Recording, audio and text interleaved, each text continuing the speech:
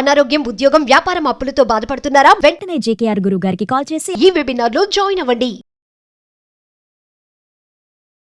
Hi viewers, India's largest digital media network Suman టీవీకి స్వాగతం. ప్రస్తుతం మనతో ఉన్నారు మోటివేషనల్ స్పీకర్ పద్మిని గారు. సో పద్మిని గారితో రిలేషన్షిప్ వాల్యూస్ గురించి బోల్డ్ అని విషయాలు తెలుసుకుందాం. నమస్తే అమ్మా. నమస్తే రాధా. సో అమ్మా, మనం అందరం ఏంటంటే ఎలా ఫీల్ అవుతాము అంటే మనకు ఎంత పెద్ద బలగం ఉందో, ఎంతమంది బంధువులు ఉన్నారో, ఎంతమంది ఫ్రెండ్స్ ఉన్నారో, మాదో పెద్ద ఫ్యామిలీ అండి అని చాలా మంది అనుకుంటూ ఉంటారు. అందరు ఉన్నట్టే ఉంటారు, కానీ ఒక టైం వస్తే ఎవ్వరూ కనిపించరు, ఎవ్వరూ లేనట్టే ఉంటారు. ఒక ఫంక్షన్ పెట్టుకోండి, ఎంతమందో అదే ఒక కష్టంలో చూడండి, వేల మీద కౌంట్ చేసుకున్నా లాస్ట్కి ఎప్పటికీ ఒక ఒంటరిగానే ఉంటాం.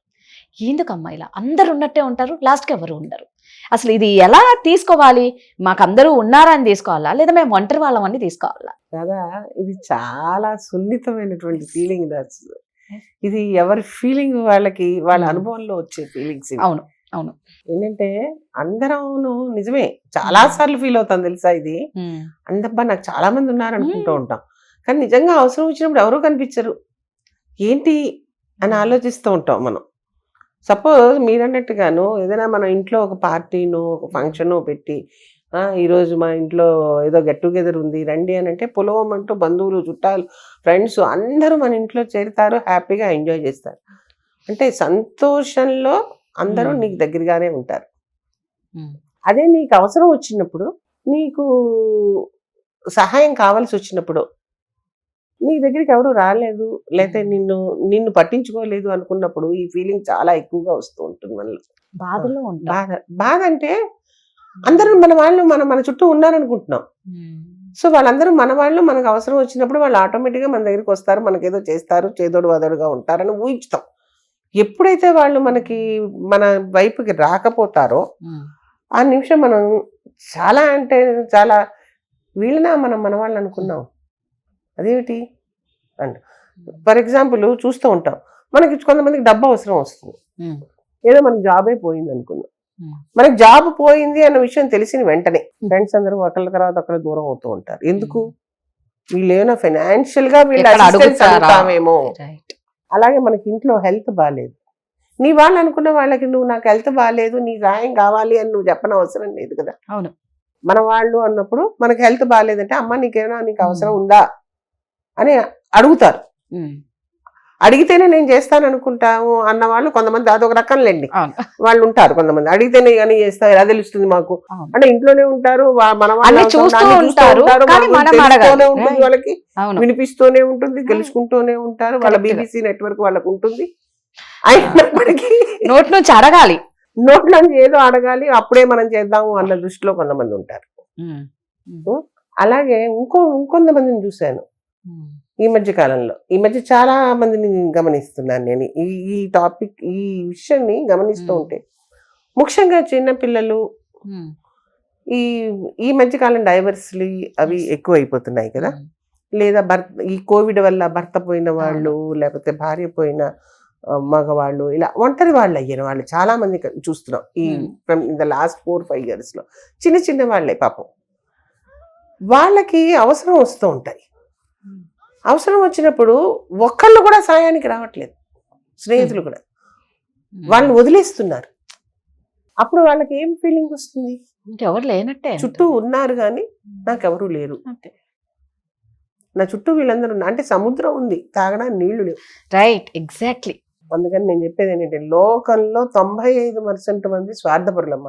స్వార్థపరత్వం ఉన్నంత సేపు బంధుత్వం ఉంటుంది, అంతే కదా. మరి ఒకసారి మనిషి స్వార్థంలోకి వచ్చాడంటే బంధుత్వాలు ఉండవు, నా అనుకోవడం ఉండదు, చేదోడు వాదోడు ఉండదు.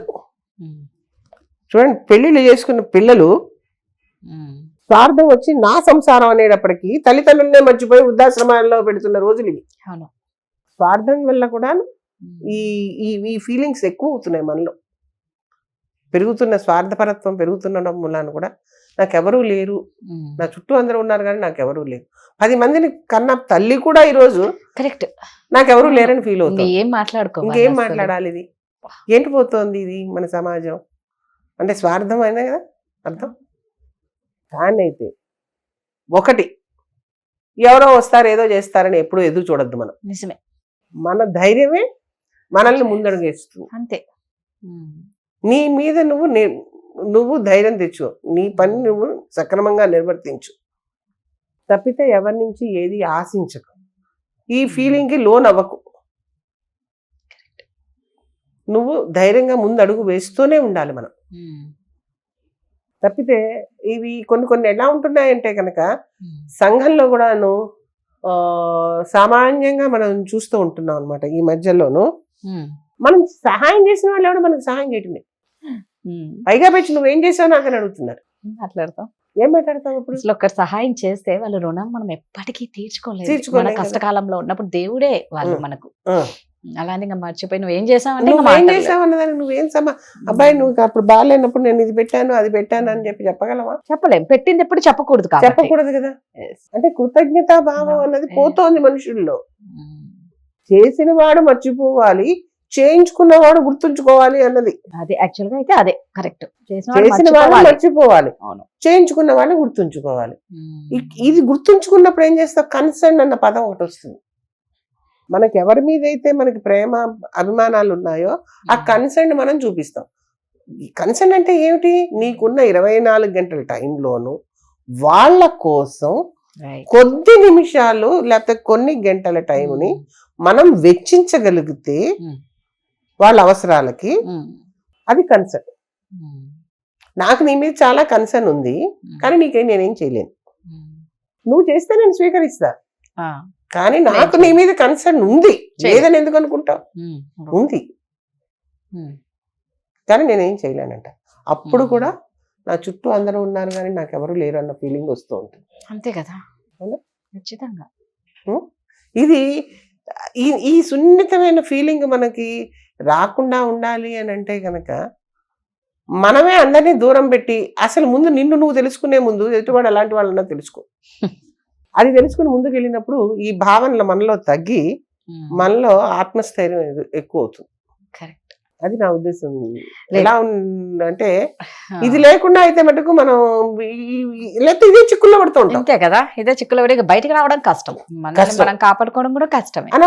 అనవసరంగా ఇన్ఫీరియారిటీ మనకి. మనం ఏమిటి, మనం అవసరంలో ఉంటే కూడా ఎవరు రాలేదు, మనం ఏం చేసాం వాళ్ళకి, వాళ్ళు ఎందుకు మన కోసం రాలేదు, మనకెందుకు సాయం చేయలేదు, అంటే మనం అంటే ఇష్టం లేదా, ఇవేమీ కాదు. వాళ్ళ స్వార్థపరం. అది తెలుసుకోవాలి. అది తెలుసుకో. ముందు నిన్ను నువ్వు తెలుసుకో. నువ్వు తెలుసుకుందుకు ఎంత టైం ఉపయోగించావో ఎదుటి వాళ్ళని తెలుసుకుందుకు అంతకంటే ఎక్కువ టైం ఉపయోగించి ముందు వాళ్ళని అర్థం చేసుకుని నువ్వు హ్యాపీగా ఉండని నేర్చుకో. సూపర్ అమ్మా. మీరు అన్నది ఒక మాట అయితే కరెక్ట్. అందరు ఉన్న ఒంటరిగా అంటే సముద్రపు నీళ్లు తాగనికి పనికి రావన్నట్టే ఉంటది. కాబట్టి మనల్ని మనమే కాపాడుకోవాలి అంటే ముందు మన గురించి మనం తెలుసుకోవాలి. Thank you. నమస్తే.